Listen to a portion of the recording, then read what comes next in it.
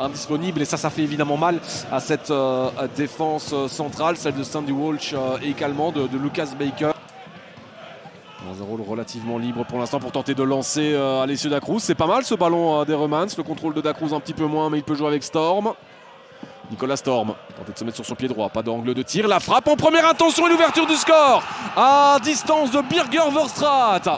Et bien première véritable possibilité pour le Malinois qui fait mouche immédiatement. Un KV qui a su être patient dans la construction de cette action-ci. Il le met presque de manière un peu nonchalante, j'ai l'impression, de son pied gauche. Nouvelle passe décisive pour Nicolas Storm. Ouais, le changement de Bay à la place de Dehomme. Verstraete avec Mrapti. Ah, il y a un bon ballon là pour Da Cruz. Y a-t-il une position de hors-jeu ou pas? Da Cruz avec Storm pour le 0-2. Le drapeau se lève tout de suite. Alors ils vont peut-être se créer une occasion toutes les 10 minutes. Monsieur Lambrecht au départ de Da Cruz. Ouais, je pense qu'il faudrait peut-être pas forcément regarder avec Feline, mais plutôt avec Pazeus. Hein. Mais en effet, ça ne s'est pas joué à grand-chose. Les valeurs expected goals ne sont pas être bien élevées d'un côté comme de l'autre, surtout quand on voit d'où le but a été marqué. Un but à distance. Attention à Hendry. Oh, ça c'est une situation parfaite pour Eupen. Hendry. Et finalement l'arrêt de Cook. Prévient qu'il ne parvient pas à reprendre. C'est peut-être déjà un moment important dans ce match.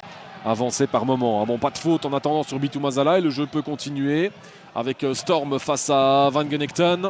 Storm à distance qui arme et l'envoi repoussé par Moser. Un peu plus d'une minute à peine. Hein.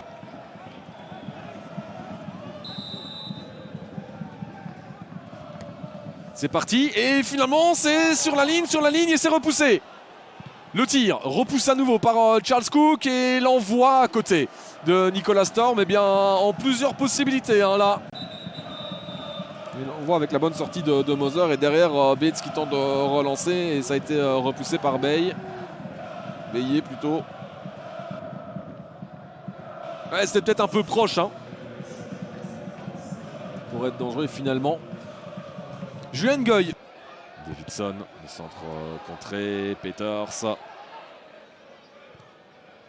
tenter d'aller chercher Davidson. Oh, c'est passé, le ballon n'est pas sorti, le centre de Davidson. Et finalement Hendry, c'est à côté. Quelle énorme occasion encore.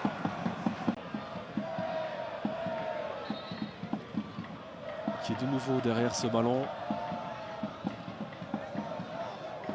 Le faire sauter. La tête d'Hendry et finalement c'est rentré. Ça a fini par rentrer.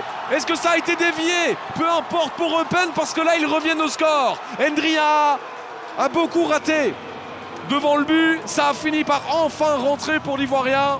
Vous arrêtez à un moment donné, ça ne peut que fonctionner pour Eupen avec autant de possibilités aussi.